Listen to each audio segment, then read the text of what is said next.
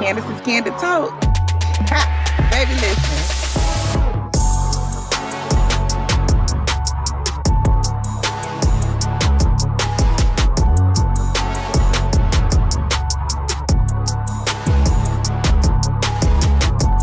All right. Hey, we back. We back. Listen, I know it's been a minute, but Candis' Candid Talk is back. And look what I got on the couch with me. I have with me Blue Magic. I would, introduce him and everything, but I'm going to allow him to introduce himself. Could you tell the people who you are? Your way, your version? Okay, so I am Blue Magic. The name Blue Magic is basically my car. I'm just the owner of the car. So I'm just the spoken words for the car that can't speak for itself. But the name Blue Magic came from the car, but I have built that name into a brand of myself through a lot of avenues in the car industry, from racing to now building. And, if anybody hear about Blue Magic in the don't culture, they'll know exactly who I am, what I do, and everything I got going on.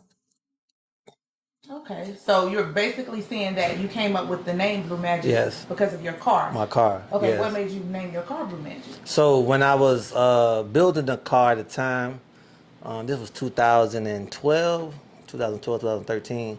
I was building the car. We were trying to come up with names because blue is my favorite color. So we were just looking up names that was catchy, that it'd be easy for a person to remember, easy for just something to be like a household name type thing. So it was either Blue Magic or Blueprint, the Blueprint. And the reason I was going with the Blueprint was because I was building my car at this time, off the frame, every bolt, every screw brand new. And at this time, that was not the normal in the dunk game. So I was going to name it Blueprint as the blueprint for everybody else in the future. But I was leaning toward Blue Magic because it was just like real catchy. So we went with the Blue Magic. When you say at that time, when did you start? So I had a dunk for about 16 years. I started off in a hard top, and then I wound up selling it. And most people start with a hard top, and then they go to a vert. That's the end goal, is to have a vert. So I bought this vert down in South Miami, and it was already in the process of being built. And at the time, the customer, I guess, either lost interest in it or his pocket lost interest in it or whatever.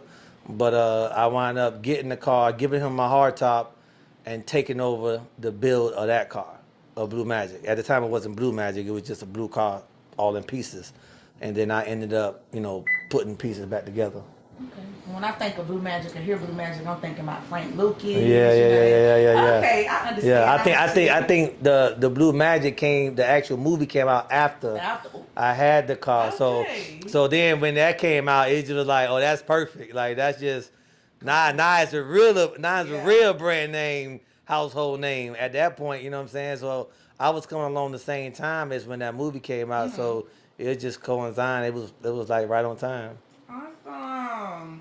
So, would you classify yourself as a racer or a dunk builder? Like, what would be the classification? I know you have several different avenues. I know Yes. you're a jack of all trades, but what would you classify yourself as? So I started off as a racer. Well, I started off as a builder because Okay. I was pretty hands-on in building my car when I first got it. Now, mind you, when I say a builder, I'm talking about an overseer of a builder. Okay.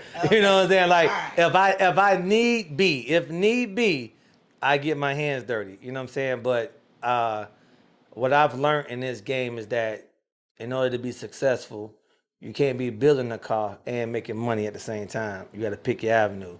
So if I'm building a car, I'm not making money because I'm concentrating on building this car. I can't answer the phones. I can't do all of these things. So I have to pick my way that fits me the best. And for me, selling and advertising and doing that stuff fits me better than putting hands on. So I just put the right people in place to put their hands on what I need to do, capable people of doing it, and then I just oversee what's going on because I know exactly what it's supposed to be. I know what it's supposed to look like.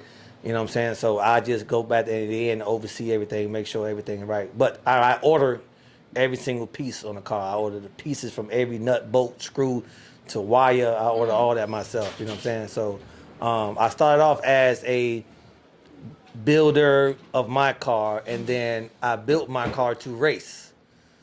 And so then I started racing, and then after racing for a lot of years, you know what I'm saying, I built Louis during the time that I was racing. That's what I want to talk Yeah. about. Is Louis the 18? Louis 13. 13. Yeah, Okay, yeah. I started building that car during the time that I was racing, and then once I built that car, I was like, I got this. I need to be doing this for other people. You know what I'm saying? So at that point, I decided to get me a little small warehouse. The idea came about, it's crazy, right?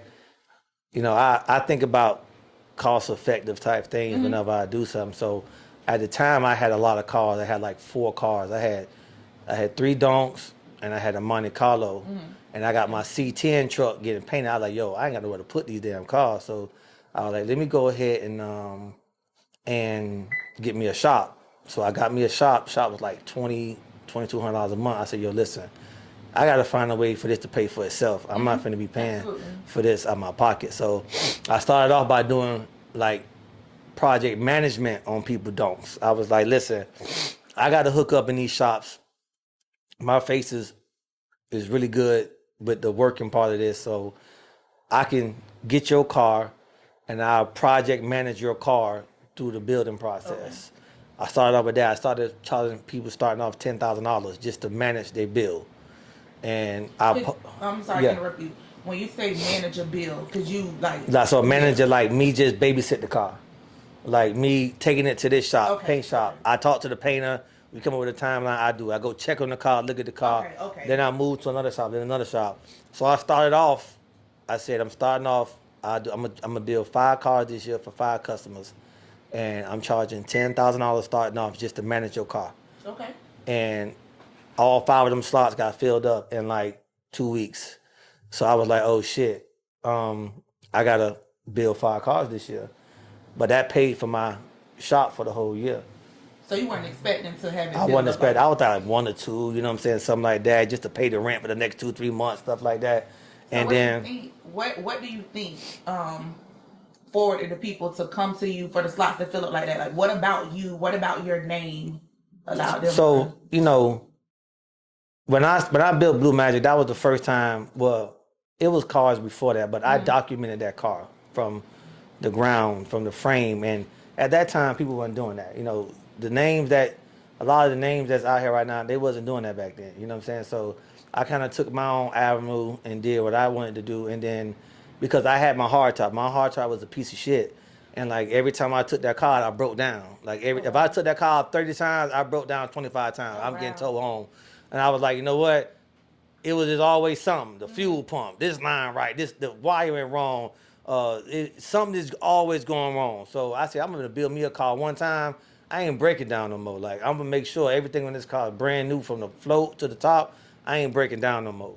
And I was documenting that when I was doing it back then, and nobody wasn't really doing that back then. And then so when I did that, it was one thing. But then when I built Louis, I built Louis in my garage. You know what I'm saying?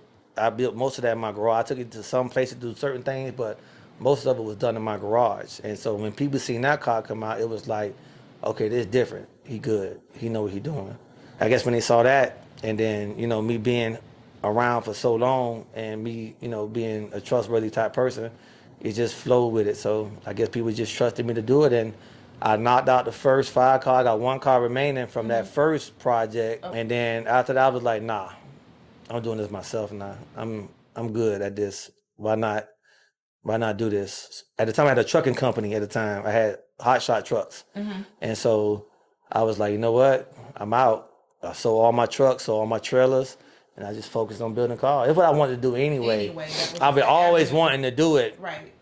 So you know what I'm saying? Like that just, you know, everything happened for a reason. Like I think sometimes it don't be the right time for certain things, and you know, and then when pandemic came around, that's when my truck slowed down a lot because I was doing outside loads, and outside loads just completely shut off. With no construction, wasn't none of that going on. So at that time, I had to put the trucks down. So everything just lined up. You know, everything lined up in place for a reason. So I just took the leap of faith and grabbed it and ran with it. Okay, all right, and we see now where you are right now today. Yes. So I'm a shift a little bit. I want to talk to you about you just got finished with, and I'm not gonna say a toy drive, but Yes. basically a giveaway. A giveaway. Yes. What does that mean to you? That means a lot to me. That means a lot to me. So, what I just did it from, y'all got some footage of that. It's in my neighborhood, the Bauhaus. Well, now they call it Miami Gardens, but back then it was called Carroll City. And so I grew up in that neighborhood all my life. Played at that same park as a child. You know what I'm saying? And never would have thought one day I'll be able to come back to that same place I grew up at and give back to the people that's in that neighborhood now. A lot of faces have changed now through gentrification, all that other stuff. But that place, the anchor of that place is the people that I was around when I was a kid. So me going back there means a lot. And I named it after my late mother, Jillian. Jill, she passed away some years ago. But she used to come around on in my neighborhood in a U-Haul truck, and she used to give out bikes and toys to the kids in the neighborhood. So I saw that growing up. I never would have thought that I would be actually able to do that one day for myself.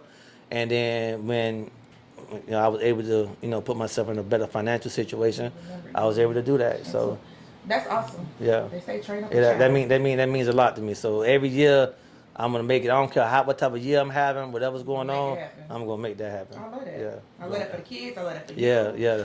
Awesome. Yeah. It was a great event today. Y'all was about of it. Y'all saw it. Y'all saw the kids. Yeah. It was amazing, man. It was amazing. Yeah, it was amazing. And the food was Yeah, the food. Yeah. He fed everybody. Yeah, I fed everybody. Talking about it. Everybody ate. Everybody listen. If you came to that park today, you should not have left that park hungry. At all. Or not happy. All right. So what would you say? And I think you kind of spoke on it a little bit. And we hopping back. We're talking about the dunk aspect of it right now. Was your top bill? If you ask the masses, right? You ask the masses of people, they're gonna say Louis. They love Louis. It was like root beer color. The root beer color. Listen, Louis, I love Louis. Louis was something that fell in my lap, and the guy that sold me the car got killed. And so, I built the car with him. Me and him was really kind of close. He sold me the car incomplete again, like I got my blue car, just a shell and paint and some rims, and I wound up doing everything over on the car in my garage, and I documented it as I did it as well. So, I was really hands-on with that car too. But what year was that? 71. 1971. And I don't mean to talk crazy, man, but they know. You know what I'm saying? If you ask a lot of people now, that probably was the hardest 71 that was down here for some time. And, that was the blueprint for a lot of these cars that's out there right now.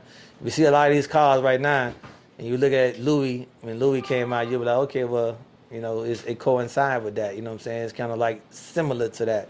So, I've always been the type of person where whether you want to give me the credit or not, or you want to say I did, I was a trendsetter when it comes to a lot of stuff. And I don't get mad when people, copy what I do or follow behind what I do and do it. I don't get mad because what's the point of being a trendsetter if you ain't expecting people to copy what you do? So for me, it's like, when I do it, you ain't got to give me the credit. You know where it came from. You got the idea from. You know where you saw it at first. You know what gave you that motivation, that inspiration to do what you did. You ain't got to tell me. It's fine. I know. I see it. I see it on your car. I see everything that you do. I know it's all right. It's okay. It's cool. But Louis, the people would say Louis was the best car ever built. But Blue Magic is my.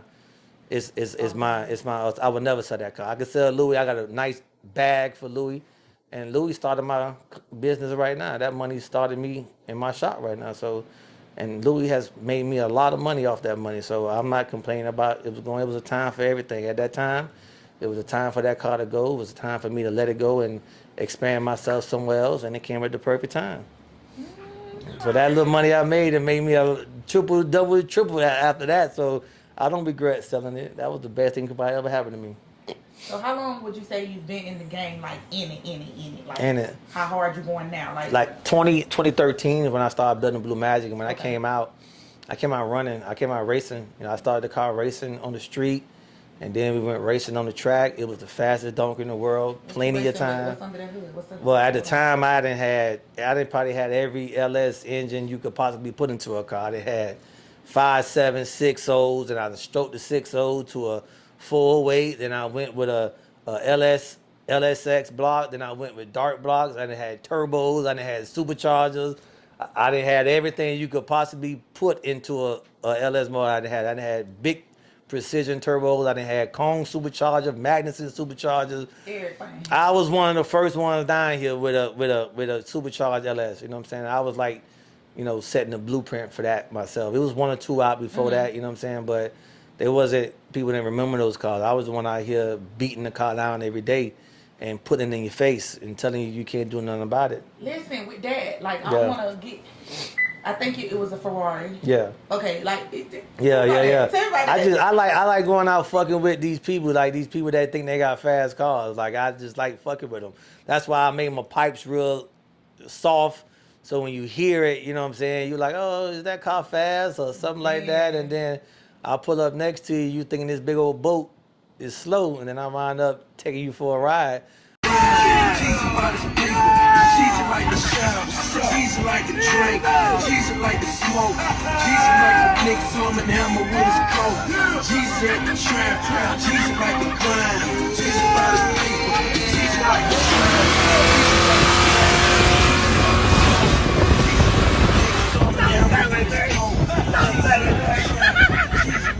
I be taking them for a ride. I be on the 95 just waiting. That was on 95. I just be on 95. Well, I love, and down here in Miami is different. You see Lambos and Ferraris. That shit normal. Like that shit like Hondas. You know what I'm saying? So you gonna catch one of them on the expressway all the time. And every time I look at them, I was like, hey, see what you got. They were like, they laugh, huh, that car? And then they look, oh shit, he gone. And then you can't catch it, now it's over with. It's over with. Yeah, and I love it doing when they girl in the car. They love. They be like, you have a Ferrari, babe. What is that? A Chevrolet?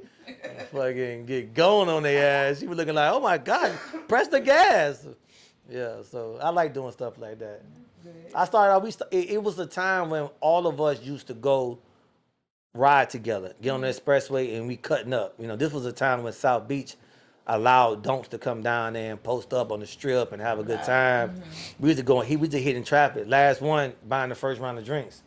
So we'll get on the expressway and we start cutting up trying to get out there because the last person they buying the first round of drinks. So, that was a good time down here in the culture, man. That was when the competition wasn't as rampant. That was when, the egos wasn't as high. That was a good time to have a donk. That was a really good time to have a donk. Now, it's a lot of competition, a lot of egos involved, a lot of extra everything going on. So, it's, whenever you have egos and competition involved, it always turns out nice at first, and then it always turns to some bullshit after that. Yeah, you know how that go.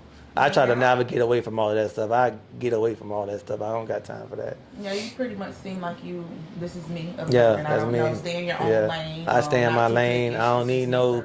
I got my own motion. I don't need nothing. I just do what I gotta do for me and my team, and that's it. You know what I'm saying? I'm not online trying to, compete in competition with nobody and downgrade nobody or upgrade myself. Like, my body of work speak for itself, man. I do really good work. I put out nice quality cars that people are proud of. You ask any customer that came through this shop and ask them how they feel about what I did for them and how they love their car, they all gonna tell you, I love everything he did for my car. I haven't had a disgruntled, angry, upset customer yet. You know what I'm saying? Because I do what I do, and I treat their car like I would treat my car. If I put this part on my car, I'm gonna put this car on your car. And if I tell you, hey, listen, this is what I suggest. If you don't want to pay that money for that, then we go to the next best thing. But I'm not the type of person that's not gonna give you what I got because I don't want you to be great like me. No, I'm gonna give you everything that I got. Just pay for it, and we gonna make you happy. On average, what would I'm bringing my car to you? Yeah. About how long? I got the money, everything. That's not the problem. That's not an issue. How long would it take from? I don't have a car here more than 6 months. Okay. I think anything over 6 months, I'm losing at that point because rent and bills are high. Right. So if I'm keeping the car past 6 months, I'm in the red. Because you can't get another car. Yeah. Because I like to focus on what I got going on, and I try not to navigate through too much stuff because I don't have no cars sitting outside my shop. I'm not one of them shops that you go to. They got 10, 15 cars in the front. They can't get to this one. They spent this person deposit on that person. I don't do that. I got 4 cars, 5 cars in here at a time. We knock these cars out. We get these cars out of here, and then we move on to the next. I'm not the type of shop that's going to be having you sitting here and then you wind up being, pictures on the wall being here so long. We don't do that around here. We gonna check the shop out later. Y'all gonna get some inside scoop on the shop and Yeah. you'll see how many cars he working on. Yes. I wanted to ask you, do you work on them simultaneously or? Yeah, simultaneously. It Okay. depends on what's going on. Like, complete bills, I'll probably take one or two at a time. But we got a paint shop across the street, and we just got another shop across the street too. So now we got 1, 2, 3. we got three Oh, shops those now. first. We got Okay. 3 shops now. So, Alright. we doing good on this side. You know what I'm saying? Not to Okay. brag, or nothing like that, but we doing all right. You know what I'm saying? So, and I think we doing all right because, we handling business. And when you handle business, you'll get more business. And we're not the type of people that, if I can't do something, I'm not the one to shy away from helping somebody out. If I can't do it, like, listen, I don't do this, I don't do that. But I Send it seen to to that my person. boy, Okay. you know what I'm saying? And that's when I become the project manager part of it, Okay. facilitating what's going on, and I bring it back here for what I do. I'm not the type of person that's trying to hold all the money, keep everything to myself, and not knowing what I'm doing and giving you half-ass and not quality work because I want to keep it all in the house. Absolutely. I don't do that. We're going to source it out. We're going to put the right hands on it to get it done, and then we bring it back, and we put our little sauce on it. All right. We bouncing back and forth because, like I said, the man he build don'ts, he race, Race so don'ts. he owned 3 shops. He Yeah. said so. We bouncing back Yeah. and forth. So it's a method to this. Yeah, I got a partner though, so my partner is Jit. So we got 3 shots among the 2 of us. You know what I'm saying? So we like coincide side and side, and we, Get it done. I go on, I do my hand, I high five him, tag him in, now it's his turn. You know what I'm saying? So, we got a real good relationship, real good teamwork. Not in competition with one another. We just to find somebody like you, and then for y'all to not have no competition, no type of stuff like that. We all in it for the same goal. You know what I'm saying? And so my strong points, I take the lead. His strong points, he take the lead. I'm not in competition with him for him getting shine for what he doing. In the competition with me for getting shine for what I'm doing. We just all in here together to work together and be successful. So I couldn't have asked for a better situation with that. That's a good team. Yeah, I'm telling you, real good that's how you team, win. real good team. That's how you win. That's how you win. And we all eat. Everybody eats. Everybody eats. Everybody eats. Yeah. I get a car in, guy called me, hey, I want to do this, I'm gonna do my whole car. I said, all right, I could do this XYZ, but my boy gonna paint it. Okay, hey Jit, come on. What you gonna charge him for the paint? And then Yes, sir. we tag team. All right, I take the motor out. You go ahead. You do the firewall, paint the inside, bring the car back, put the motor in, do all this stuff. Take it back to you, finish painting it, and then the car go back to me for the finishing touches. Ooh, I love that. Yeah. Yeah, it's just back and forth, right across the street, back and forth, like ping pong. I love it. Yeah. I love that. I Yeah. love that for your business. I love that for y'all. I love that for the atmosphere itself. Yes. Like, that's what it's supposed to be. That's supposed to be. Cohesive, and that's how you gonna keep elevating and elevating when you have 2 like-minded people or 3, 4 like-minded people, and everybody got the same goal in mind. Same goal. Yes, sir. Yeah, I think that's what the definition of the team. Together, everyone achieve more or something like that. Yes, Yeah. absolutely. That's exactly what we Yeah, get, man. We're a that's the acronym team. means. Yeah. Yeah, we're a team. Walk me through a drag race. Like, walk me through the race. I'm talking about from you prepping the week of, then Let me tell you get on that something. track. I'm not, and I ain't one to talk in boast, man, but I be having a lot on my plate. So, from drag racing, that's one thing. That's like a whole different situation. Like, people don't understand what goes into that. Testing a car, getting a car ready, taking time away from the shop where you making money at. So the moment that you understand, the moment you leave this shop to go race, everything after that is all negatives.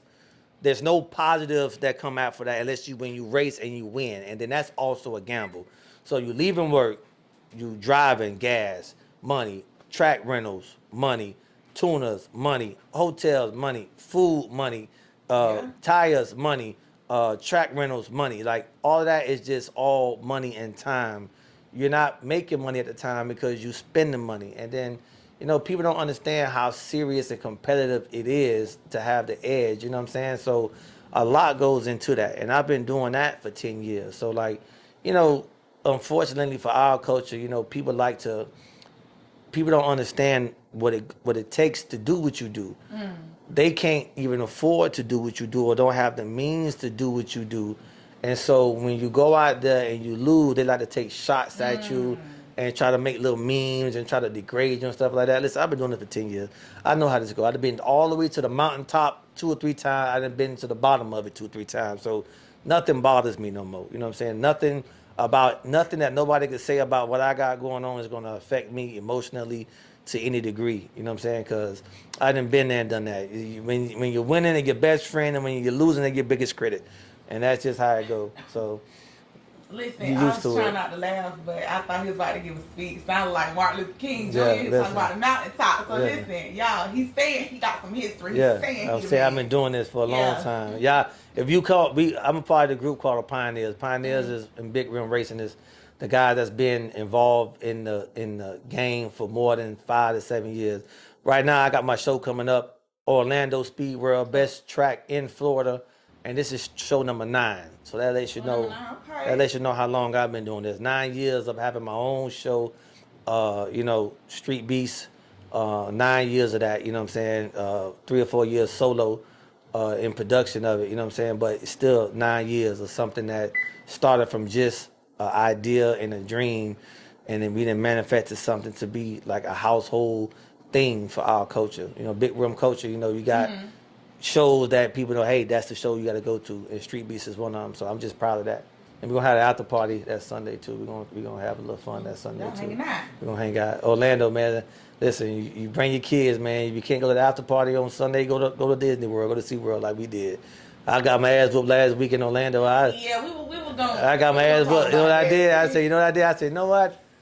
I woke up in the morning. I said, I'm going to SeaWorld, man. Fuck all this shit, man. I got in my car. We all went to SeaWorld, man. I rode roller coasters all day. I wasn't even online. I didn't know what was going on. I'm 100 feet in the air in a roller coaster. I wasn't playing that no mind. I'm about to say, like, I've been doing it for so long. And I kind of caught a little bit of your live. You was like, you ain't even prepared. I was tripping though. I took my car is really fast. Like I don't believe that the car I lost to could beat me on my best day. And you know what I'm saying? I took it as if he could not beat me on my best day, and I took it for a joke and I took it for granted, you know what I'm saying? So what happens when you don't put in the right body of work? Yeah.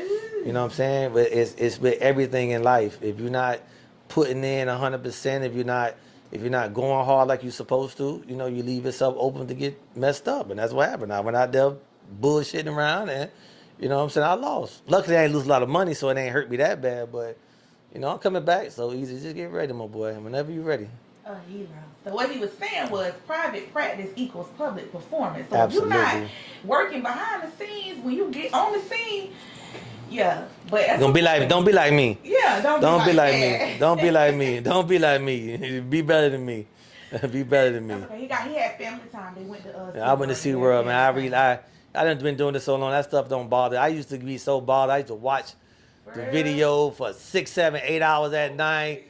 I used to go crazy, man. Listen, I just be like, you were just my friend last week. I hate you. I'm never speaking to you again.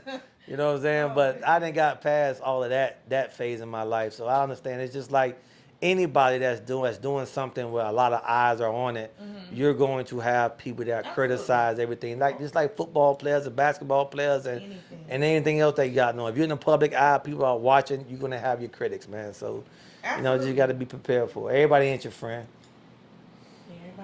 Everybody ain't a Dolphin fan. Everybody ain't a Cowboy fan. So, Dolphins lose, people start talking shit to you. That's just how it goes. I lose, I let a lot of people down. Most of the time when I go, I got Florida on my back. You know what I'm saying? I probably am the fastest car out of here. I'm gonna say it. And if anybody feel like I'm not, you can always tap me on my shoulder and try your luck. You know what I'm saying? But I feel like I am the fastest car in Florida. So whenever I go out and I'm racing somebody from South Carolina or Georgia, that's bragging rights. That's state bragging rights. You know what I'm saying? I got Florida on my back, whether you like me or not. I got Florida on my back. So when I go out there and race it, you know what I'm saying? When I go out there and win, guess what? Florida on top. That's how it goes. Now I was gonna ask you, who would you say gave you a run for your money? Your biggest competitor when it comes to racing? Who would you say that is?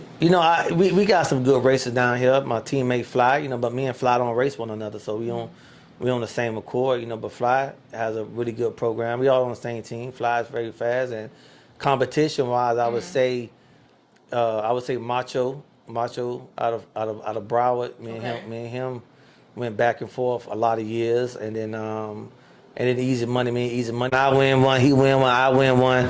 I don't think neither one of us have ever won 2 in a row. So it's always he up, I'm up, he up, I'm up. So we just be tag teaming. What you think sets you apart? Like, what sets you apart from everybody else? You can talk about the big rim racing. You can talk about with these bills. What is the thing that sets you apart? You was giving little nuggets here and there with the earlier part when we were talking. about how you started and whatnot. But what do you think really sets you apart? My passion for something, like, when I'm in something, I'm in it all the way. It ain't no half-assing from me. You cannot be. I may have half-ass moments, you know what I'm saying, like I was last week, but for the most part, when I'm into something, and that's gonna tell you everything in life. When you got people that's in it for the wrong reasons, you're never gonna last. Cause you know why? Because when times get hard, you're not in it for the right reasons. You're gonna give up and you're gonna switch and do something else because this is not what you really, really, really want to do. And a lot of times when people are not all the way in it, the moment they feel some trials or tribulation or something not going their way, they're gonna back out of it and go somewhere else. I done been through all the trials and tribulations. I done been to the bottom. I done did this and did that, and you know what I'm saying. I think my passion for what I love to do is what stands me apart. You know what I'm saying. It's not many people out here that could say they had the fastest dunk on the track and the prettiest dunk on the street, and I've had that. You know what I'm saying. I've had 2, 3 dunks at one time, top bills. Listen, I don't talk crazy. I don't do none of that stuff. But when they made the list about the top cars, dunks, my 7-1 was in the top and my 7 trade was in the top. So at one time I had 2 dunks that I was riding around in that was top tier cars, you know what I'm saying? And I haven't seen nobody else with 2 cars that was voted the top of their year. Not like me, you know what I'm saying? I was the only one with that. And that speaks on what type of stuff that I do. Like everything that I do is gonna be done the right way or it ain't gonna be done at all. You basically saying receipts are necessary. Receipts. Like check them receipts, remind yourself. Right, remind the receipts. Yeah. Remind the receipts. Because you may not like it. You may not want to talk about it. You may not get a credit, but I am the only one that had 2 at one time. Okay. That was top. You know what I'm saying? So even when I had the ugly rims on it, when I put them D's on it, it just sent me. What was on it? I had the ugly rims on it at the time. I was blinded. I ain't see how ugly it was till after. Then when I put my D's on, I was like, damn, them rims was ugly as fuck. You know what I'm saying? but I had because I didn't want to do what everybody wanted me to do, but everybody was giving me the right advice. So I put them D's on there, and that just sent that car to a whole nother level. Yeah, sent it to a whole nother level. So. Wait, let's get into. You don't have to give me everything. Kind of said how messy it was or can be. The politics around the big rim racing. Can you give just a little bit of so your take on that? So me, I used to be a person that used to just talk from my heart and from my anger or my frustration or my love or whatever. And then I realized you can't do that, man. The best thing for you to do is just shut the fuck up, because the moment you say something, somebody is going to find something negative to say and reply to what you say, because you're going to have a lot of people that already don't like you. So the moment you say something, they're going to flip your words, make it to what they wanted to be because they don't like you and stuff like that. So I've just learned to just shut up. I've just learned to be quiet and not say nothing, because now I have a lot of sponsors. I got a lot of sponsors that sponsor my car, a lot of sponsors that's big in the racing community. So I don't like to portray myself in a negative light, and I don't like to portray myself as, being nothing other than a stand-up person and a businessman. So a lot of that stuff I don't entertain. I don't go back and forth with people about what they got going on, how they got it going on, and what they do to get it on. I don't get into that.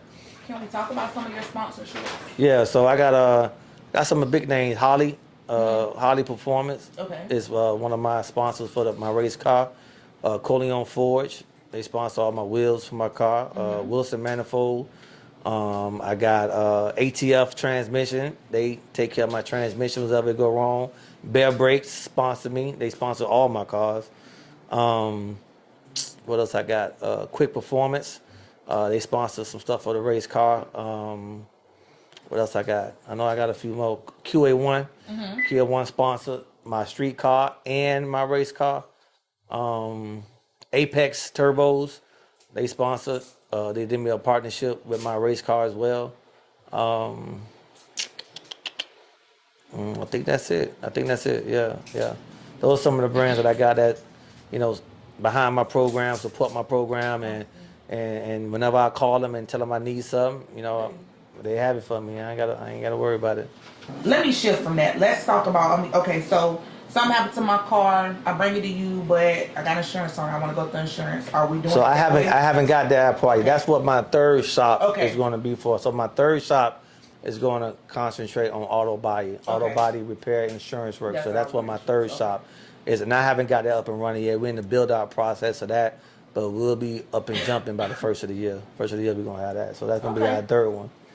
Yeah, that's gonna be our third one. Right now I just deal with cash on hand and credit on hand. That's about it. That's all I deal with right now. Cash on hand, credit on hand. Yeah. You about to go see what's on hand. Yeah. In this in this shop in a minute. Through this door. Yeah, I'm low inventory right now. Well, not really. I got most of the cars is at the other shop, but inside here, you know, I'm on low inventory because, you know, I don't like to keep a lot of cars in the shop. So I got a car I've been building on for about 6-7 months. I got another car that's in there, and we got like 2 more. No, that's it. I have the giveaway car. The giveaway car is in there.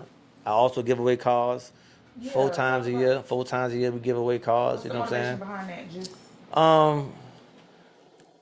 whether people want to believe it or not, or nothing like that. If you would have saw me today, you would have saw me in my atmosphere. I like blessing people. I like, if I have a way to bless somebody and change somebody's day or life, why not do it? And I've seen how somebody that can't afford to build a car like this, when they win one, you know what I'm saying? Like just the joy that they experience from having that. And, you know, everybody that I've ever done it for, they've been so appreciative, and it's life-changing type stuff. Like, you know, a lot of people can't afford $150,000, $200,000 car, you know what I'm saying?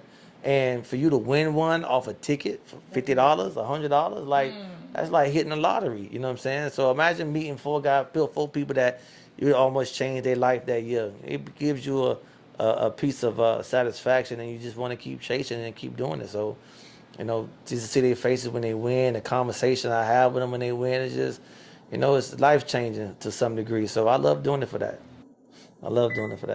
what do you feel that you have to offer the culture itself? Don't culture, big rim racing itself. Like, what else? You got some great accomplishments, some very notable achievements to date. But what else do you say you have that you could offer the culture?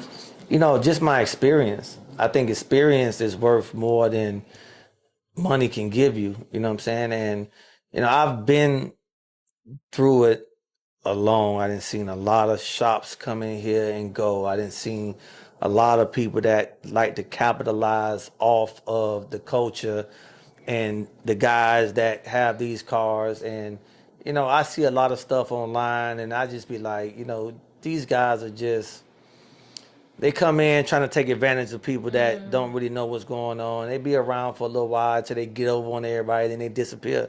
I didn't see it a lot of time. I didn't see a lot of shops come down here. Oh, they doing don'ts, and that's what, close the door, they disappear. People ain't doing this and people ain't doing that. You know, it's the same thing with racing. We have the guys that come in here that just they see money, and they motivated by money, and then they want to try to capitalize off of with money. And then the moment something go bad, they out the door and they gone. Or they trying to get over on people, steal from people to profit for themselves. Like, for me, I love what I do. So, like, this is easy for me. This is what they tell you. They say when you find something you want to do, you never work a day in your life. Yeah, they lie because that shit is really hard. But I like the hard work. You know what I'm saying? So they lied about that because I work my ass off. So they think that, you know, you think that, he got it great. No, I'm here working. I'll be on my phone at 1, 2 o'clock in the morning, ordering parts, doing this, researching stuff, looking up that. You know what I'm saying? So what I bring is just passion. I bring, you know, love, and I bring a lot of experience. You know, my granddad was a mechanic. 65 years he was a mechanic. So I grew up working on cars in my backyard. That's how I learned how to first change brakes and change oil and AC compressors. I was doing that at 14, 15 years old. But my granddaddy always told me, never be a mechanic, son. He said, don't be a mechanic. You're like, that's the worst profession you could do. So I was like, okay, I like cars. And he told me, don't be a mechanic. So we're going to find a way to navigate through that. So, you know, I found a way to navigate through it. Was there a reason behind the don't be a mechanic? He just said that he said that he never had time with his family. He It's said always. that you know, because he's old school parents, man. So he worked and my grandma didn't work, and so he had 6 kids, and so for him to put food on the table, he leave at 7 in the morning, don't come home to 7, 8, 9 o'clock at night. So for him it was like, son, don't do this because you ain't gonna never be able to enjoy Oh, yourself wow. and spend time with your family. So, you know, I tried to stay away from him, but I'm still be going. I don't get home till 9 o'clock at night every night too. So you know, it is what it is. Yeah, Lord. Yeah, it is what it is. But I love what I do, so it's not hard for me to do it. Um, I hear there's different levels of drag racing. Like, could you Yes. tell me? Could you elaborate a little bit on the levels? Yeah, so like for me, when we first started off, it was just motherfuckers in nice Chevys with big motors and we want to race. That's what it started off as, where everybody was in the streets, racing in the street. Then the streets started getting hot, so then we started bringing the cars to the track, and we was basically in our regular street cars with music and small skinny tires and Okay. radiators and fans, and we'll race and get done and go to the bag and hang out, then drive the car home, and then you know, people started coming in the culture and pushing the envelope. And by pushing the envelope, it was big money back then. We racing regular street cars for $10,000, $15,000. You know what I'm saying? Regular street cars. And so with that type of competition, somebody's always trying to get over. Absolutely. Somebody always trying to See have how the they upper can. Yeah, hand. yeah, yeah. So then people coming, you race up, you got a car, you locking in a race. This guy come to the track, he done took all his seats out his car. Nigga, what the fuck? Like, how the fuck you take all your seats out your car? Like, nigga, I thought we had street cars. You ain't say that. You ain't say we can't take the seats out. They did Oh, okay. Well, I'm gonna take my motherfucking seats out. Then next thing you know, you come to the track and took all the music out of the car. Damn, you took the music out of the car too? And then they beat you for $5,000, $10,000, and then you realize they took their music out. You like, shit, I'm gonna take my music out too. So Then, to the people that don't know, what is taking the music out, like, taking the taking seats out all before the taking all your seats out your car, you end up with one seat in the car and nothing else inside the car. Then people taking off door panels and cutting door panels. Then you got people, you know, man, listen. One thing about this, you know, people gonna always try to find a way to get over. And so when people start pushing the envelope, pushing the envelope, pushing the envelope, it makes you push the envelope. It gotta makes adapt you, to it. it Yeah. makes you like if you want to, if you either gonna be fast and get your ass whooped, or you gonna keep up. You know what I'm saying? And you only gonna be fast for so long. You know what I'm saying? Every year, new So somebody else technology come come back. out. Yeah. Because when you fast, somebody in their house looking at you like, I'm gonna beat him, and they in their garage building something to beat you. So if you think you gonna have what you gonna have for 3, 4 years, ain't nobody gonna beat you. That ain't what it's gonna be. Somebody in that garage right now looking at what you got like, I'm gonna beat his ass. Boy, I'm finna build this. I'm gonna do that, and then next thing you know, you see him at that track, and he didn't beat you. Now guess what you gotta do? You gotta go right back to in the the lab, Absolutely. and you gotta get to work again. So you know what I'm saying. But the competition came, and then people start taking stuff off their motor. People start putting bigger tires on their car. People start cutting off the exhaust. Then you got people taking off the power steering. Then you got people taking off the hood. When you come to the track, you got a whole goddamn tin can car. Like, I'm not racing this car for no 10,000. Are you crazy? And I was the type of person that I was never cutting my car. I said, you Never. know what? I'm not cutting my car. I'm not putting these big ass tires on my car. I ain't How doing you none of adapt? that. How you? I just bought more horsepower. So you coming to the track with this car that 800 horsepower with, you know, 4,000 pounds. I'm gonna come with 1,500 horsepower with 5,000 pounds, and I'm just gonna spend my money and get more horsepower because either you're gonna have horsepower or you got weight, one of the two. I always chose horsepower, so I just bought more horsepower. And then when I put a 3,000 horsepower motor in my car, you know what I'm saying? You know, at that point, the game didn't change. Now everybody now we gotta do this and do that now. So you know, when people started doing that, the game just changes and everybody started adapting. Now we got to a point where now I got a full out race car on rims. I got nothing in the car. I got full drag racing suspension. I got drag racing tires, and I got brakes. I got back half cars. I got, you know what I'm saying? I got anything that's on my car you would see on one of those real small tire race cars now. And all I think I got is wheels on my car. So now we done got to the point where I got fiberglass hood, fiberglass bumpers. I got a 16 volt battery that I got to charge up. every time. On the car, Listen, racing and doing all this. Maintenance on the car is ridiculous. I'm running methanol on my car. I ain't even run gas no more. Like, it done got so competitive to the point that now, I am literally. What is that? No, that's like methanol. That's all alcohol. It's alcohol. So now I'm at a point where now I got a full out race car, and they started for me in a street car. And then I was like, I'm not cutting up my street car because at the time, either gonna cut the car up and do what you gotta do, or you're gonna build something else. So I said, I'm not cutting up Blue Magic. Blue Magic means too much to me. So I went on ahead and got another car. I put a roll cage in it. I didn't put, full out suspension, racing suspension in my car. And, I got all the front of the car with racing suspension on it. I got no power steering. I got a full out race car. It went from a hobby to playing in the street to being a full out competition where you going out there, you almost could kill yourself racing. You know what I'm saying? That's how serious it is now. So that's what happened with the game. The game every year is gonna elevate you. Either gonna keep up or you're gonna get left behind. And I was never the type to be left behind. So I'm always one of the top dudes. So whether you want to give me the, like I say, whether you want to give it to me or not, I'm always on top when it comes to everything. Street car, race car, I'm always in the competition because that's just what I love to do. Is my passion. All right, so we're going to come back to the couch, but I'm anxious. I want to go inside. Go inside, okay. Yeah. So listen, little PSA, my shop a little dirty right now. My shop is never like this, but I was building bikes all week and stuff like that for the toy drive.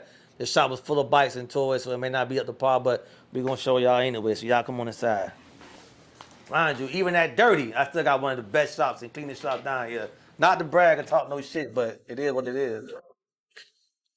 So, as of recent, I rebuilt my car again. This is like time number 5 that I redid my car.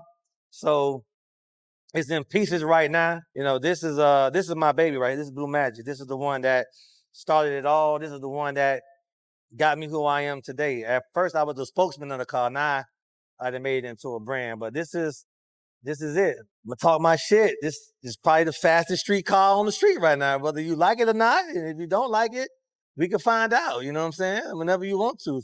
But yeah, this is my baby here. I got a LSX inside of it.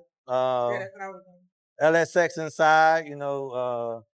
Built up. It's a race mode, and I gotta put race gas in it when I take it out now. Cone supercharger on top with nitrous. But it's a street car though. I could drive it wherever I want to go. I could go anywhere I want to go. But it's really, really fast. So this is my baby here. So we're in the process. We're in the process of building this right now. It look like a pile of shit right now, man. But in a week, just give me a week, and this car's gonna be put back together. You know what I'm saying? The seats right here on the floor. I got brand new carpet going inside, brand new floor mats going inside. And then once I do that, we're gonna get the car running, and we'll have it on the street by New Year's. Okay. So we're gonna do a little tour. A little tour, yeah. So this is the giveaway car. You know what I'm saying? This is a car we're giving away right now. Everybody been asking to see the motor. Get the motor. It's a small block inside, 400. You know what I'm saying? Regular motor that came with the car, but it's a reliable motor that gets you wherever you got to go. 1975 Caprice. It's gonna be all done up when it gets done. Everything is gonna be working and driving.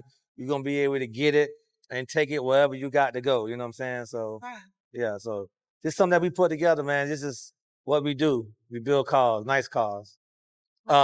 We took a new project in. This is another project we took in. We just got the car recently. He's going through the motor, doing a lot of stuff with the motor. We're gonna repaint the car, do the interior, do the top. It's gonna be a completely done car. And we'll have this car done in 6 months. 6 months for sure. It's gonna be done. Yeah, we got so much going on. I got motors right there. I got motors right here. This for a car we doing next week. The car called the street. We doing that one. That motor for that one. Yeah. We got another car right here painted across the street. My partner painted this one. We got a cone supercharged motor in this one. I like to deal with the supercharged stuff. Like, you know what I'm saying? I paint my car before working on everything else. So we did everything else on it, and it's painted now. So he just bought some rims. We're gonna go inside. I got the car from another place. Okay. He don't like certain things about it, So I'm gonna go inside, snatch everything out, and redo it again, make it look real nice to what we do over here, and that's what he said he wants. So we're gonna go redo it, and this car will be outside real soon. Okay. This car will be out by the next couple of months too as well. Okay. Yeah, it's gonna be a real nice car, real nice car. Y'all see the brand? Yeah, it fell down. We're gonna get it fixed. We're gonna get it fixed. We're gonna get it fixed. You know what I'm saying? We're gonna tighten that up. Get fixed there. It just fell down, but we're gonna get that tightened up. One of the first shops down here with them lights. Them lights costed me $25,000 just to put them lights up there. Them lights. I've seen them in barbershops. I've never seen them in the shop. And to that size and that degree, come like $25,000 to put them lights up there. Wow. Yeah, it was really expensive. Yeah, we got another car. Here's my boy from Massachusetts. We almost done with this car. From Massachusetts? This car from Massachusetts. Most of my cars are not from here. You know what I'm saying? Most of them are from out of town. They have it shipped down here. He had a car done, and we are doing everything completely over on this car. Oh, completely. Wow. He had it done. He didn't like it. He said, man, I don't want my car like that. I want to do everything over. So we do everything over on the car. We wired everything, new piping, new everything on the car. So this car will be out of here by the next 2 or 3 weeks. It's going to be going. And then we painted the car, got the car painted. He's like, man, I want to paint it again. I had something else. I saw another color I want to do. So we're going to bust it back down again. No, we're going to bust it back down and paint another color. Okay. Yeah. So, I mean, whatever they want to do, we're going to do it. This thing right here. So this one here, we just did this one. Yeah. We just got this one started. We did this car complete. We didn't paint the car though. The car got painted somewhere else. Okay. But we did everything else on the car. You know, we did the suspension, we did the frame, we did the brakes, we did everything. You come look at it. It's up on the L anyway, so you can see. Everything in here brand new. Everything. We didn't adjust those yet, but everything is brand new. We did everything in-house. Powder coated frame, brand new rear end, QA1 suspension. You know what I'm saying? We right on line the floor of the car. You see the transmission, brand new transmission, custom transmission mount, LT4 engine, brand new out the crate, no used, stolen shit. Everything is brand new in this car from the beginning to the end. You know what I'm saying? Everything. Nothing on this car is used. Everything is brand new. Customer said he want everything to be brand new. That's what he got. And that's what he got. Everything from the ground up. I'm gonna bring it down for you in a second. We just fired it up on Friday for the first time. We're gonna just tighten up a little bells and whistles on it. Then we're gonna take it for the customer. I'm gonna bring it down so you can see it real quick. So finishing up right now, but everything on here is brand new. Brand new LT4 out the crate. Not no used motor. Everything in here is brand new. Nothing is been used before or nothing like that. And I use all the same parts for all my cars. I got parts that I know not gonna fail. They're not gonna go bad. They're gonna always work. Yeah, I mean, you could always have issues at some point in time, but for the most part, I haven't had many cars come back to me that left my shop. So the quality of parts that I use is something that that I recommend. We did everything on this car. We ride the whole car front to back. We did brand new wiring for the transmission. I mean, for the engine. All new light sockets on the front and back. He basically got a 2025 Chevrolet Impala. You know what I'm saying? Just a 71 body. So, and that's what we like to do. This ain't cheap. This ain't cheap. I'm looking at everything. This ain't cheap. This ain't cheap. This is not cheap. This is really expensive stuff. This big boy shit. You know what I'm saying? Anything like this gonna run you. It's 6 figures. 6 figures to do something like this for sure. For sure. The motor alone, $20,000 just for the motor. Nothing else associated with it. You know what I'm saying? So, but we yeah. And you see how it's nice and tucked in. We had to unloosen some stuff last week. Yeah, we had to loosen them. That's why that's like that. But we just unloosened that on Friday because we had a little issue with one of the sensors. But Monday we're gonna come back and loom it back. Very classy. Yeah. Very Blue Magic built. Yes. Yeah. Yes. And very demure. Very mindful. Yeah. So, that's what we do, man. Like, whenever I build a car, I'm always tell them what I suggest because that's what I would like to do on my car. So, if they tell me, they give me the green light, and they always tell me, hey, man, do my car like you would do your car. Yeah. Say less, and you got it. We gonna make that happen. You know what I'm saying? This is a nice one. And this is another one we did, too. This is a LT4. Okay. This is a 68 Camaro. Okay. You see my little how when I do it, I do them the same type of way. You know what I'm saying? I know it's gonna work. I know it's gonna do what it got to do. This was done. This was gonna be out of here on Tuesday.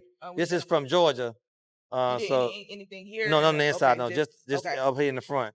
This So from Georgia. from Georgia, Okay. yeah, this from middle Georgia. So on Tuesday, this is going home to his new owner. So another spot gonna be gone, and we got another car across the street. They gonna just fill the gaps, man. You know what I'm saying? We don't like it to stay. We don't like it to stay. The longest car I probably had is that car right there. That's because every time we doing something different, doing something different. And then now you gotta change the paint. Now we gotta change the paint again. You know what I'm saying? So, but you know, we always keep it moving, keep it moving. That's the only way to stay in business, man. You concentrating on one car for too long, you ain't gonna be in business for too long that way. I love it. Yeah. I love it. You can't keep milking the customer every week. They ain't gonna go with it. You're gonna come to a point where like, nah, man, my wife said I can't spend no more money on this car. I can't do this no more. I can't do that no more. And then where you at? So I keep it mean and keep it going, keep it fresh. I love it. You know, I can't come in here. If I'm coming in here every day making videos of everything I'm doing, I mean, I'm not doing something right, man. I ain't got time for that. You know what I'm saying? I like to show when it come in and show when it come out. All the everyday, I'm doing this today, guys. I don't have time for that, man. I got too much other shit going on, man. You know, that I can't do that. You know what I'm saying? For me, I can't do that. I got too much stuff going on, and this is no shade to nobody else, you know what I'm saying? Because a lot of people do that, you know what I'm saying? But I just don't have the time to do that. I just don't have the effort into that. You know, I got a YouTube page with 12,000 subscribers, and I don't even have time to post YouTube videos. You know, everybody, bro, do something on YouTube. I was like, bro, I don't know how the fuck. I'm not finna be walking around with a camera while I'm doing this and doing that. And then a lot of times I don't like people knowing what I'm doing. I don't want to tell people what I'm doing. I don't want to give people the sauce. You know what I'm saying? Because if I give them too much sauce, they're going to get lost in the sauce. You know what I'm saying? Like Juicy Fan said, you don't want to get lost in the sauce. You know what I'm saying? So I keep a lot to myself. You know what I'm saying? A lot of things on this car was the first ever done. Like, whether you want to give it the credit or not, whether you want to say it, a lot of things on this car was the first to ever be done. You know what I'm saying? For years, I've broken ways and pathways of y'all seeing something and y'all going with that and moving with that. You know what I'm saying? This has been a trend setting don't for a very long time. You know what I'm saying? And you know, I'm never getting left behind. New technology come out and I like it, I want it. I got all the latest tech. Now everything on this car right now is the latest of everything. I got the latest QA1 level 3 kits on it. I got concave 26s. I got bell brakes. I got Holly screen. I mean, whatever that's out right now that's new, this car got it. Ain't nothing on this car that ain't come out in the last year. You know what I'm saying? Everything. So everything new. People don't like it because of blue. Oh, you should have did candy painted it. No, I do what I like to do. Listen, when I built this car 12 years ago? 12 years ago? Yeah, 12 years ago. It was blue with a gray top. 12 years later, it's blue with a gray top. Because I did it right the first time. I did the colors I wanted the first time. I did everything I wanted to do the first time. I don't have feel like changing, like you haven't seen a color you want to try. The brown car I did it with Louis. That was it. And I'm gonna do one more, but I'm not changing the blue. It's gonna be blue. Right now, it's a brand. It's Blue Magic. It's a brand now. I gotta stay with blue. You know what I'm saying? I gotta stay with blue. Blue is a brand name now. So anything outside, red magic, black magic, that ain't gonna sound right. You know what I'm saying? So we're gonna stick with the blue. If I go Ken, I'm gonna do a whole new car. I'm gonna do that. I'm gonna do a whole new car. Yeah, y'all, listen, he working. You working? In and out. And you see what I got in the corner? We got cars lined up, ready to come. We got cars lined up, ready to come. And this is the junkiest my shop has ever been. Like, for real, I'm telling you. Like, I normally keep this up on top, tip-top shape. You know what I'm saying? But you know, sometimes you get caught up in a lot of cars, a lot of bills and stuff like that, and timelines don't work out for you, so you get stuck with certain stuff that you can't get rid of at the time. So it is what it is. I've learned that now. I was a Inspector Gadget my first got the shop. Oh, it's dirt right here. It's dirt right there. Clean it up. These flows expensive. Do that. But then, you know, after some time, man, you can't keep up with all the madness, man. When you're doing so much, it's hard to keep up with it. We're gonna take it back into the couch. I still got a few more things I want to ask you. I think you got a lot more that you could offer us as far as advice and stuff in this culture and this Yeah, world. absolutely, absolutely, absolutely. It's Another week I'll be outside. outside. So, what advice would you give? First, we're gonna start with people just coming in the racing game, and then just say I've been racing for about 15 years, but I'm at a point where it's changing too much, and like you were saying, like I can't keep up. What advice would you give a person of that stature with that mindset? So let's start with somebody just coming in the game, then we'll go to a person that's been in here, but they like it's moving too fast for them. So what I would tell people that's doing this is do what your pockets allow you to do. Stop trying to look at what other people got going on. I done had so many people coming to the shop. Hey, I'm gonna build my car like this person, but better. I want to do this, but I want it better than this, and I want to do this, but I want it better than that. Then you tell them a price, but you know to do something like this gonna cost you X, Y, Z. They're gonna be like, what? Yes, that's what that costs. I know you didn't think that this man is on top of his game, doing everything he got to do, and he only paid what you thought he paid. You know what I'm saying? So a lot of times people be looking at stuff and doing stuff what other people are doing. I just say, listen here, man, do what your pockets can stand. You know what I'm saying? And with racing, your pockets determine how fast you want to go. That's the only thing that determine that. Your pockets. Okay. You got enough money to go fast? Well, what's your budget? Oh, 25,000. Okay, well you gonna go this fast. Oh, 50,000. Okay, well you probably could go here with 50,000, but I'm not winning no races with. no, you ain't win number 25,000. Okay. No, you 25,000. That's a street ride around car motor, Okay. and I ain't even one of them. Okay. They ain't even one of them. Like to have a street racing, like street nice fast motor, gonna cost you about $35,000 at the minimum. You know what I'm saying? That's what that motor costs on that car, that Blue Magic car, 35,000. You know, for something like that. People be talking about I got 1,000 horsepower. There's 1,000 horsepower lie. Just because they did a burnout at the corner, don't mean you got 1,000 horsepower. It sound good, but it's very few cars that got 1,000 horsepower under the hood. It's very few because it's high maintenance, and it's a lot of stuff that go in. It's a lot of stuff that go into that. So, you know, them 1,000 horsepower cars, you don't see them out a lot like that because it's a lot that goes on into 1,000 horsepower car. You know what I'm saying? And $25,000, it's not gonna get you 1,000 horsepower. It's not gonna happen. Not gonna happen. It's not gonna happen.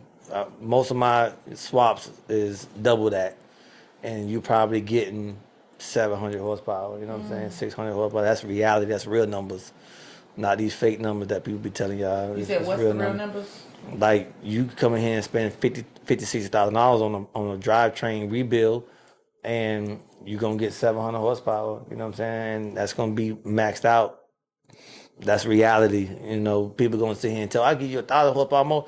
They're lying. You know, it's just not factual. Because you may get a motor for $20,000, but it's gonna take another $20,000 in accessories just to get that motor to run. You gotta buy a transmission. Transmission gonna run you $6,000-7,000 to handle something like that. And you're gonna have to get a rear end. A rear end gonna cost you $4,000 to handle the power. And then you're gonna have to get a fuel system that's able to pump enough gas to the motor. And at that point, you're gonna get $1,000 fuel pump. You're gonna have to get $2,500 injectors. You know what I'm saying? Like, then you got to get a serpentine kit gonna run you about $4,000. You know what I'm saying? So it's not. It's not. You're not gonna be able to attain that type of stuff for that type of price. And a lot of people, oh, I could build it myself for this money. You're a building lie. You know what I'm saying? Because even if you do all the labor for free, it's still gonna cost you $45,000. Like that's just what it costs. You know what I'm saying? And you're gonna always have people say, oh, I did this and I did, and then you see their work, you be like, I see why. I can understand that. You know what I'm saying? But once again, you're not getting that for that price. So when you think about, you know, being competitive in the game, I tell a person, hey, listen, bro, what do you want to do with your car? When every cousin coming, man, I want that motor like this person. I want that motor like you got. I said, listen, bro, what do you want to do with your car? I just want to get in my car and ride. So why do you want that? Yeah, okay. Why do you want that? I said, what do you want? Do you want to burn a tire up when you go through the little car show? When you're leaving out, do a little burn, and do 700 horsepower, do that for you. 600 horsepower, do that for you. What you want 1,000 horsepower for? Why you want to maintain a high, and you're not even mechanically inclined? Why you want a thousand horsepower motor? you know, you gotta be mechanically inclined for that. It's gonna always be some adjusting rockers. You don't want to do that. You want to get in your car, turn it on and drive, and burn a tire up when you're leaving out the car show and tell somebody you got 1,000 horsepower. Tell them. 600 horsepower. That's all you need, sir. That's it. So listen, tis the season to give. So I never come talk to anybody. I don't talk about my rapping because this was like a 1, 2, 3 in the car. So Okay. don't talk about And look at that. So let me tell you my something. rapping. I done gave out a lot of gifts today, and I have not received no gifts today. So this is great for me to get some at the end of the day. It came at a perfect time of giving. You know what I'm saying? So we're gonna open this up. We're gonna open this up with a. This is the season. And when they say it's better to give than it is to receive, you know what I'm saying? And I've been giving so much, so it's good to receive something, you know what I'm saying? I'm ready. I'm anxious now. I don't really get many gifts like that, so I'm kind of anxious now. I don't get many gifts like that for some reason. I don't know why. Uh-oh. Okay, what we got here? Okay, read the card first. Let's be professional about it. Thank you for coming to a show, and please share about keeping it up. Oh, I appreciate that. This is personal card. We don't read this out loud. This is a personal card. Now this looks dope. Let me open this up. Uh-oh, I see blue in there. Hold on. Hold on. Let me see. This looks pretty dope, man. Okay, hold on. Okay, no, that's cool. That's cool though. Hold on. You know what it is. Let me tell you something. You must know I be on the road a lot. All right, here we go. We got some travel gear going on. So What that stand for? It's kick case. So basically, you put these in. Uh-huh. He has a shoe collection. Shoe collection. You can carry on. Okay, carry so on flights or okay. Yeah. Oh, so you put them in, you put the slot down. Somebody gonna help you put it This together. on Instagram. I seen it. So I can put like 3 pair of shoes up in here. He gonna get help put it. Listen, let me tell you something, right? When I leave out of town, And here's another one. This is like one pair here. I have 6 outfits and 6 pair of shoes in my car at all times. Like you just never know what you're gonna do when you go out of town. Hold on, put that in there too. That's what's up. That's dope. I appreciate that. Thank you.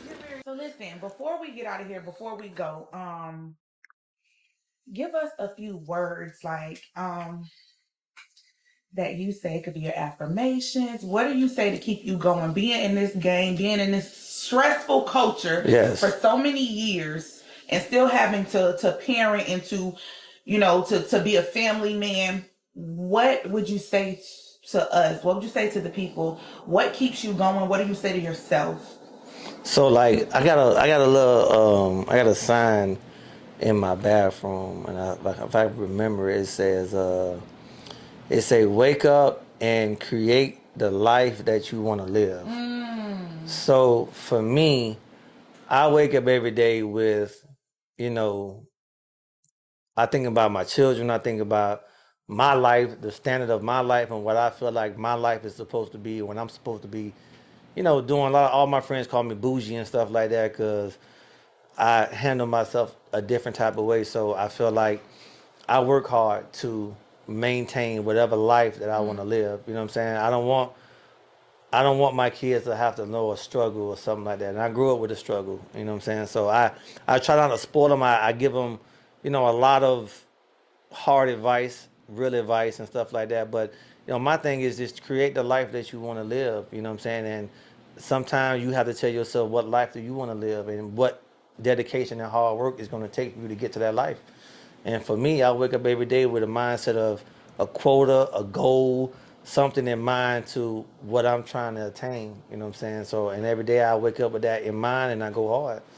So my thing to you is create the life you want to live. Whatever life that is that you want to create for yourself, you go ahead and do that. I started off trying to take the cheap route in life. I ended up in jail. I ended up, in the feds and stuff like that. So, and then when I went there and then I got out and I looked around, I said, what the hell did I do it for? With some shoes and some clothes and a couple of nights out, and MySpace and Instagram wasn't even popping then, so I ain't even get the notoriety for it. You know what I'm saying? It was just whoever saw me in there that night. You know what I'm saying? So and then I looked at it at the end of the day, I'm like, I had nothing to show for it. So, if I tell myself if I can't get it this week, I'll work hard. I get it next week. If I can't get it next week, I'll work harder and get it the week after that. And then with that mindset has helped me, just stay out of trouble, stay out of people's way, stay out of harm's way, and just do what I got to do legitly, legally, where I don't have to look over my shoulder for me doing something wrong to somebody. You know what I'm saying? But just doing what I gotta do to create the life that I want to live, and that's for everybody that's involved in my life, my children, my girl, whatever the case may be. I want to have a certain type of life for them and myself, so I work hard for that every day. Great advice. This has been your daily dose of blue magic. Yeah. Listen, Yeah. that was no seriously. That's Yeah. yeah. And I've throughout the years, I've learned to speak a lot better. Before I didn't speak really good. Like my words never. Them words flowing like My words never went went to the top to the bottom in the same same way. You know what I'm saying? But throughout the years, you know what I'm saying, I just going through everything. Losing parents at a young age. You know what I'm saying? Going to jail, being shot. You know what I'm saying? Losing friends and relationships that you just every year. You know what I'm saying? You learn, and as long as you around to keep learning. You know what I'm saying? You're going to keep learning and you're going to do things differently and hopefully you do things better. You know what I'm saying? So that's what I try to live my life by. Sound like he done lived the life. I mean, Yeah, y'all a little bit. understand. He done been through some stuff. Been He's to some able to stuff. tell you. That's a Listen, blessing. That's That's a blessing. is that I done probably did everything I probably wanted to do already, except for like one or two things. I probably had everything I probably wanted to ever have in this lifetime, you know what I'm saying, already, material wise at least. But then I Right. realized, like this year, I probably had the best year financially and probably had the worst year emotionally. You know what I'm saying? That lets you know that money does not mean everything to you. You know what I'm saying? So you got to find something when creating the life that you want to live. It's not necessarily for money. It's creating a life that you want to live in every aspect of your life. You know what I'm saying? Yes, it takes money to do it, so you got to work hard for that. But then you got to think about, what is it you want out of your life? Like, what is it? You know what I'm saying? I'm 40 now, so I'm already at the top of the mountain. I'm going down now. You know what I'm saying? You don't get faster after 40. You know what I'm saying? The bones don't heal the same after 40. So you just live the life that you want to live, man. Whatever that is, whatever that is for you, and whatever you want to do in that life, just live your life for that every day and work towards it, and you'll be good. Beautiful. Yeah. And I say this often. But seriously, I do not want to leave. The vibe, the energy is everything. Very genuine. Thank you for being transparent because that's going to help somebody definitely when they listen to this. So listen, I know y'all been waiting. But guess what? Y'all gonna have to check this one out for real, for real, for real. We got more coming. It has been another episode of Candis's Candid Talk. Baby, listen, check us out. Yeah. Follow. Y'all definitely probably already know him, but if you don't, hello. Blue Magic, now sprinkle his magic. See y'all next time. And we out.